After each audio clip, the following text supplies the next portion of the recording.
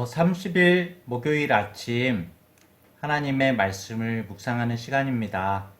사랑하는 성도님들 안녕히 주무셨나요? 오늘 말씀은 이사야서 14장 24절부터 32절까지의 말씀입니다. 제가 봉독하도록 하겠습니다. 만군의 여호와께서 맹세하여 이르시되 내가 생각한 것이 반드시 되며 내가 경영한 것을 반드시 이루리라.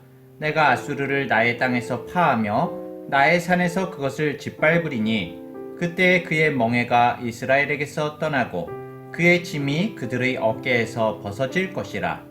이것이 온 세계를 향하여 정한 경영이며 이것이 열방을 향하여 편 손이라 하셨나니 만군의 여호와께서 경영하셨은즉 누가 능히 그것을 패하며 그의 손을 펴셨은즉 누가 능히 그것을 돌이키랴.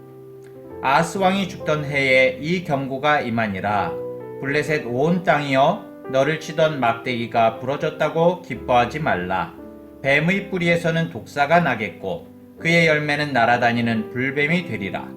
가난한 자의 장자는 먹겠고 궁핍한 자는 평안히 누우려니와 내가 네 뿌리를 기근으로 죽일 것이요 네게 남은 자는 살육을 당하리라. 성문이여 슬피 울지어다. 성읍이여 부르짖을지어다. 너 블레셋이여 다 소멸되리로다. 대저 연기가 북방에서 오는데 그 대열에서 벗어난 자가 없느니라. 그 나라 사신들에게 어떻게 대답하겠느냐. 여호와께서 시온을 세우셨으니 그의 백성의 곤고한 자들이 그 안에서 피난하리라 할 것이니라. 아멘. 우리는 이스라엘을 포함해서 4개의 나라, 바벨론, 아수르, 그리고 블레셋, 이스라엘을 향해서 들려주시는 하나님의 음성에 귀를 기울이고 있습니다. 오늘 본문에서는 아수르에 대해서 다시 말씀하고 있습니다. 아수르에게도 분명 하나님의 뜻하신 목적이 있었음을 우리가 지난 10장에서 살펴봤었거든요. 하나님의 진노의 막대기로서, 몽둥이로서 역할을 해야 했던 이 아수르도 역시 교만해져서 완악한 마음을 갖게 된 것이죠. 그래서 높은 눈의 자랑을 일삼게 됩니다. 교만이 자신을 치는 그런 심판대가 되어서 결국에는 스스로 몰락해 버리게 되는 것이죠. 바벨론과 마찬가지입니다. 이것이 바로 하나님의 경영이라고 오늘 말씀에서 나오고 있습니다. 24절에 보면은 만군의 여호와께서 맹세하여 이르시되 내가 생각한 것이 반드시 되며 내가 경영한 것을 반드시 이루리라 라고 나오거든요. 여러분들은 하나님의 말씀과 약속이 반드시 이루어지는 것을 믿으십니까? 믿으세요? 가끔 우리는 이걸 잊어버립니다. 말로는 당연하죠. 하나님의 말씀은 이루어지죠 라고 말하지만 우리 마음 가운데 나의 생각과 걱정으로 가득 차서 그 말씀을 확신하지 못할 때가 많죠. 오늘 24절에서는 하나님께서 맹세하여 라고 말씀하심으로써 하나님의 강력한 뜻을 드러내고 계십니다. 여기에서 이 맹세하여의 히브리 단어가 사바예요. 사바. 이게 원래 이제 원어적으로 7번 말하다라는 뜻이거든요. 성경에서 7은 완전한 숫자를 의미하는 겁니다. 그런데 신기한 게 발음이 영어 7번이 7이잖아요. 히브리어로는 사바, 세븐, 사바. 비슷하네요. 신기하죠? 어쨌든 이것은 하나님의 강력한 뜻을 보여주시는 겁니다. 이 말씀이 확정되었다는 거죠. 결국 아수르의 멸망은 하나님의 강력한 의지 가운데 반드시 된다는 것입니다. 비단 이 아수르의 멸망만이 아니라 우리를 향한 구원과 우리를 향한 보호하심, 이것을 약속하신 성경의 말씀들은 한마디로 확고한 겁니다. 하나님께서는 우리를 버려두지도 않으시고 그분의 계획 가운데 우리를 포함시키셨습니다. 그래서 오늘도 우리는 그분의 치밀한 계획과 보호 속에서 그리고 우리 하나님의 주목하심 가운데 살아가는 존재라는 것을 기억해야 되는 거죠. 그런데 우리는 자신을 신뢰하는 것에 익숙해져서 하나님을 바라보고 하나님의 경영을 신뢰하는 것이 참 어렵습니다. 왜일까요?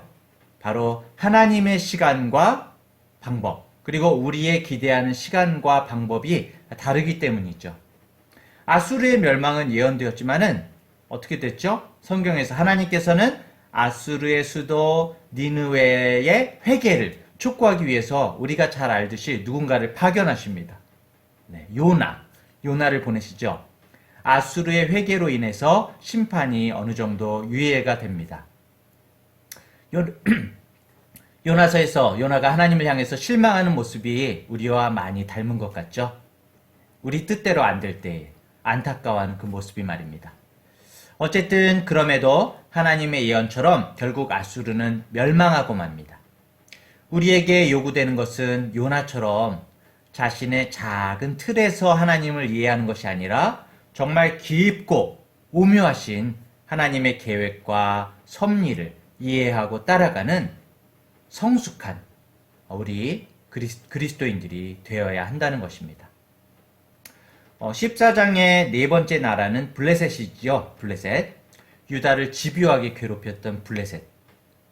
사실 이사야가 예언하던 이 남유다의 10대 왕 우시야 때부터 쭉 블레셋이 약간 약해졌습니다. 그래서 유다의 속국처럼 약해져 있었거든요. 그런데 우시야가 죽으니까 블레셋이 다시금 들고 일어나기 시작했습니다. 그리고 남유다의 성읍들을 하나 둘 점령하기도 하고 그런 모습들이 나타났죠. 하지만 이스라엘을 돌보시는 하나님의 존재에 대해서 이 블레셋이 까맣게 잊어버린 것이죠. 하나님께서는 결코 피곤하시거나 그분의 말씀과 약속이 그냥 떨어지는 법이 없는 분이시죠. 한치의 오차도 없는 하나님의 계획으로 결국에는 13대 왕 누가 세워졌죠? 히스기야가 세워지게 됩니다. 히스기야가 종교개혁을 단행하고 다시금 강성한 이 유다가 철저히 블레셋을 격퇴하게 됩니다. 하나님께 속한 한 사람을 통해서 결국 블레셋을 향한 하나님의 예언이 성취가 되죠. 하나님께서는 늘 사람을 통해서 새로운 역사를 써내려 가십니다. 그리고 그 역사는 한치의 오차도 없는 것이죠.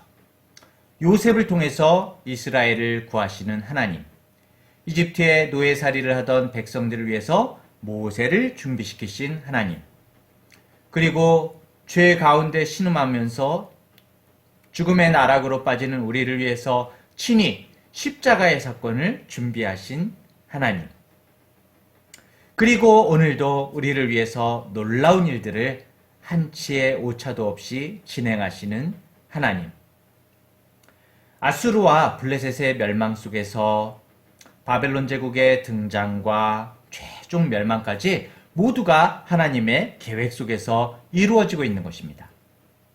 지금 힘이 있다고 그 힘을 절제하지 않고 공의롭게 사용하지 못하면 절대자이신 하나님의 손에 꺾이게 됩니다. 지금 공고하다고 절망하고 낙심하기만 하면은 우리는 하나님의 일하심을 보지 못하게 됩니다. 그렇다면은 바벨론, 아수르, 블레셋이 하나님의 심판에 꺾이는 모습을 바라보면서 이스라엘은 어떻게 해야 할까요? 그리고 우리는 어떻게 해야 할까요?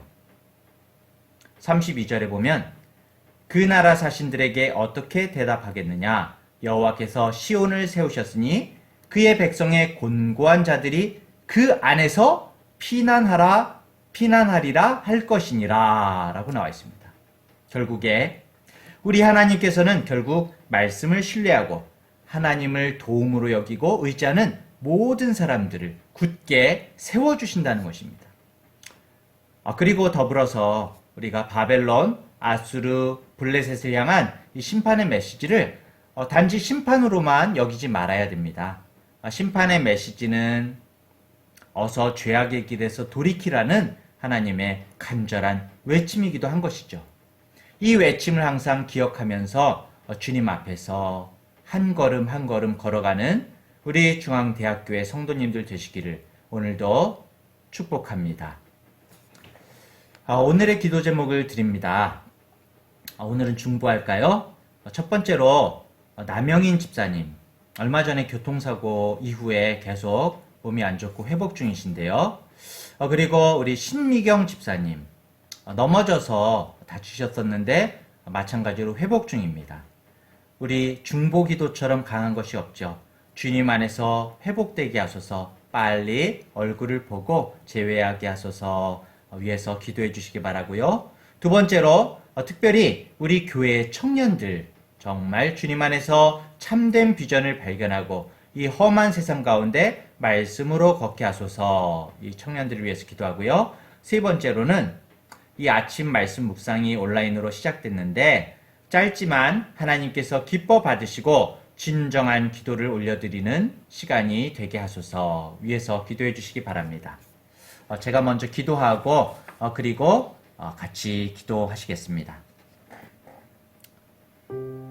신실하신 하나님 아버지, 하나님의 심판의 말씀들은 그저 무섭게만 여겨졌습니다.